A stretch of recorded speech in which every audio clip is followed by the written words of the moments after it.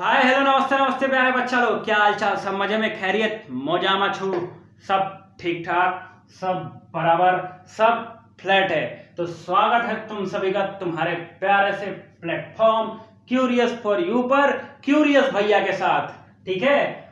और आज के इस वीडियो में हम लोग कवर करने वाले हैं क्लास 10th के एक्सरसाइज 3.2 का जो क्वेश्चन नंबर 3 है, उसका पहला, दूसरा और तीसरा पार्ट, ठीक है। तो ध्यान से देखना क्या लिखा है क्वेश्चन नंबर 3 में कि on comparing a1 upon a2, b1 upon b2, c1 upon c2, find the LPOEI to be. इसका मतलब क्या है?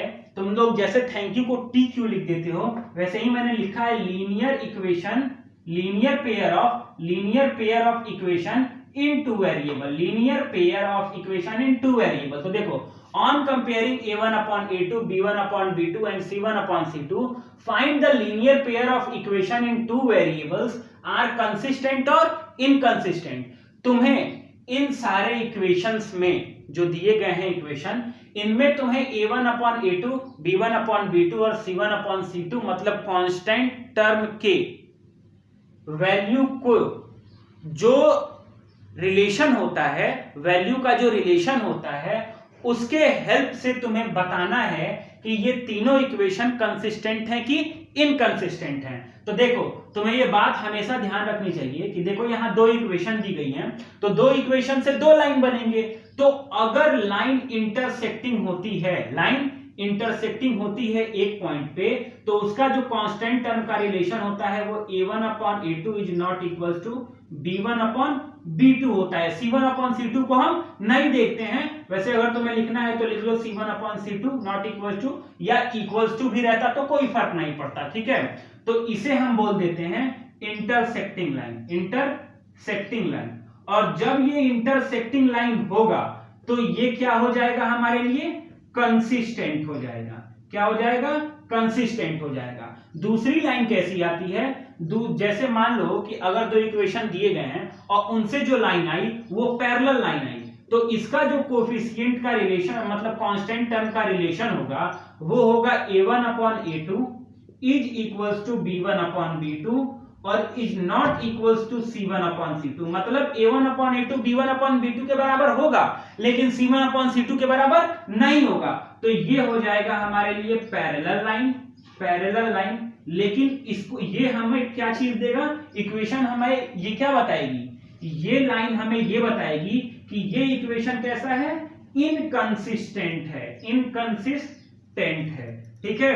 तीसरी जो होती है वो होती है कोइंसिडेंट लाइन मतलब एक लाइन के ऊपर दूसरी लाइन बनाई गई हो। मतलब इसका जो रिलेशन आएगा कांस्टेंट टर्म का वो आएगा a1 upon a2 is equals to b1 upon b2 is equals to c1 upon c2।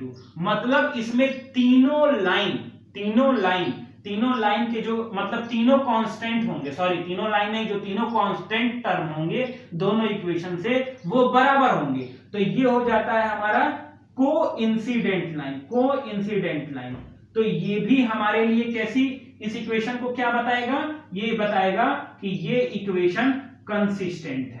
मतलब जिस इक्वेशन से अगर हमें कोइंसिडेंट लाइन मिलती है वो इक्वेशन भी हमारा कंसिस्टेंट होगा। अब हम आगे बढ़ेंगे और सॉल्व करेंगे पहले, दूसरे और तीसरे पार्ट को। एकदम ध्यान से देखना, ठीक है। देखो, पहला जो पार्ट है, पहिलका वाला जो पार्ट दिया गया है बच्चा लोग, वो ये दिया गया है 3x + 2y = 5। तो देखो यहां हम लिख लेंगे a1 upon a2, b1 upon b2 और c1 upon c2। तो a1 की वैल्यू है 3, b2 की वैल्यू है, a2 की वैल्यू है 2, b1 की वैल्यू है 2 और b2 की वैल्यू है -3 और c1 की वैल्यू है 5 और c2 की वैल्यू है 7।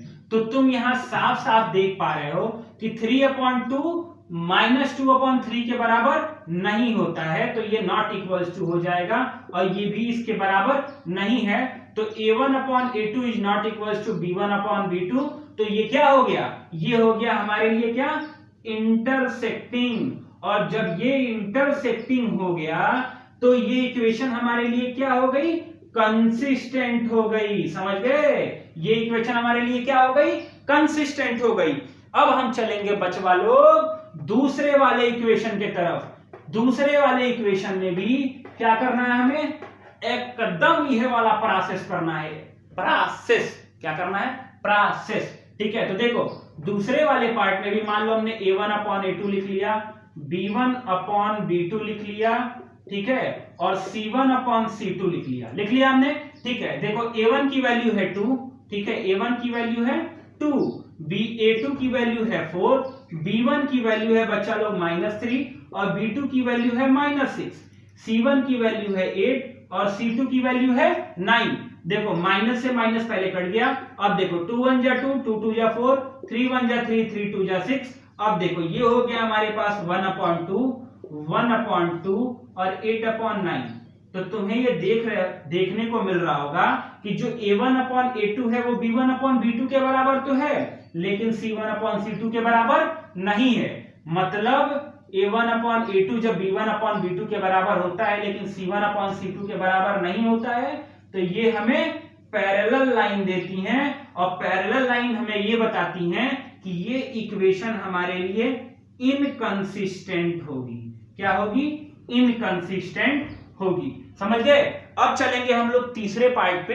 देखो तीसरा पार्ट ध्यान से देखना। तीसरे पार्ट में तुम्हें बहुत ध्यान से ये बात, प्रोसेस एकदम सेम है, प्रोसेस एकदम सेम है, बस तुम्हें इस बात का ध्यान देना है कि जो नंबर इसमें दिए गए हैं वो फ्रैक्शनल फॉर्म में दे दिए गए हैं। इसी बात का तुम्हें बस थोड़ा ध्यान रखना है। तो देखो तीसरे पार्ट की तरफ चलते हैं। हम यहां लिख लेते हैं a1 upon a2, b1 upon b2 और c1 अपॉन c2। तो देखो a1 की वैल्यू दी गई है यहाँ पे 3/2 और a2 की वैल्यू दी गई है, a2 की वैल्यू दी गई है बच्चा लोग 9। b1 की वैल्यू दी गई है, b1 की वैल्यू दी गई है 5/3 और b2 की वैल्यू दी गई है, b2 की वैल्यू दी गई है -10। ठीक है, c1 की वैल्यू दी गई है, c1 की वैल्यू दी गई है 7। ठीक है, और c1 की वैल्यू दी गई है 7 और c2 की वैल्यू दी गई है 14। तो तुम्हें एक बात पता रहना चाहिए कि कोई भी नंबर मान लो अगर 9 लिखा है और 9 के नीचे 1 लिखा है तो इसको हम 9 लिख सकते हैं। 8 के नीचे अगर 1 लिखा है फ्रैक्शनल फॉर्म में तो हम इसको 8 लिख सकते हैं। ये बात तो तुम्हें पता होगी, काफी छोटे क्लासेस में पढ़ाई जाती है। ठीक है, तो देखो हम a1 अपॉन a2 की वैल्यू लिख लेते हैं। तो a1 की वैल्यू है 3/2, a1 की वैल्यू हो गई। अब a2 के वैल्यू को हम 9/1 लिख सकते हैं। अभी मैंने बताया 9 को तुम 9/1 लिख सकते हो और 9/1 को तुम 9 लिख सकते हो। तो देखो b1 अपॉन b1 की वैल्यू हो गई 5/3 और b2 की वैल्यू हो गई -10/1। ठीक है, अब देखो c1 अपॉन c2 मतलब 7/14, ये तो जैसे का तैसा लिख देंगे। ठीक, ध्यान से देखना, इस वाले फॉर्म को हम सॉल्व करने के लिए क्या करते हैं कि जो भी नीचे वाला नंबर होता है उसको ऊपर वाले नंबर से मल्टीप्लाई करके ऊपर लिख देते हैं और बीच वाले दोनों नंबर को आपस में मल्टीप्लाई कर देते हैं। मेरे कहने का मतलब ये हुआ कि मान लो अगर ये a की वैल्यू है, a1 की वैल्यू है और a2 की वैल्यू 9/1 है, तो a1 की वैल्यू में जो न्यूमरेटर है वो a2 के वैल्यू के डिनोमिनेटर से मल्टीप्लाई हो जाएगा और जो a1 वैल्यू की डिनोमिनेटर है वो a2 वैल्यू के न्यूमरेटर से मल्टीप्लाई हो जाएगी और लिख के हम सॉल्व कर लेंगे। तो देखो कैसे सॉल्व होगा। देखो 3 को जब हम 1 से मल्टीप्लाई करेंगे तो ये हो जाएगा 3 और 9 को जब 2 से मल्टीप्लाई करेंगे तो ये हो जाएगा अपॉन 18। ठीक, ये ऊपर चला जाएगा। ठीक है, 5 के पास जाएगा तो ये हो जाएगा 5 जब 1 से मल्टीप्लाई होगा तो 5 और जब 3 से -10 का मल्टीप्लाई हो जाएगा तो ये हो जाएगा -30 और ये हो जाएगा 7/14। तो देखो 3 1 जा 3, 3 6 जा 18, 5 1 जा 5, 5 6 जा 30, 7 1 जा 7 और 7 2 जा 14। अब देखो ये हो गया हमारे पास 1/6, 1/6, ये 6 है यार, 6 टाइम में कटा है। ठीक है, 6 टाइम में कटा है तो 1/6 मतलब इक्वल्स टू में आ गया ये तुम्हारा 1/6। ठीक है, और ये आ गया तुम्हारे पास इक्वल्स टू में 1/2। तो तुम यहाँ देख रहे होगे कि जो a1 अपॉन a2 है वो b1 अपॉन b2 के बराबर नहीं है और c1 अपॉन c2 के बराबर भी नहीं है। तो पहले ही तुम्हें जब ये मालूम चल गया, जब ये चीज तुम्हें मालूम चल गई कि a1 upon a2 b1 upon b2 के बराबर नहीं है, b1 अपॉन b2 के बराबर नहीं है और c1 अपॉन c2 को तो फिर हम कंपेयर ही नहीं करते हैं। तो जब a1 upon a2 b1 upon b2 के बराबर नहीं है तो ये हो गया तुम्हारे लिए इंटरसेक्टिंग लाइन। और जब भी इंटरसेक्टिंग लाइन होती है, जिस इक्वेशन का लाइन इंटरसेक्टिंग होता है वो इक्वेशन हमारे लिए कंसिस्टेंट हो जाती है।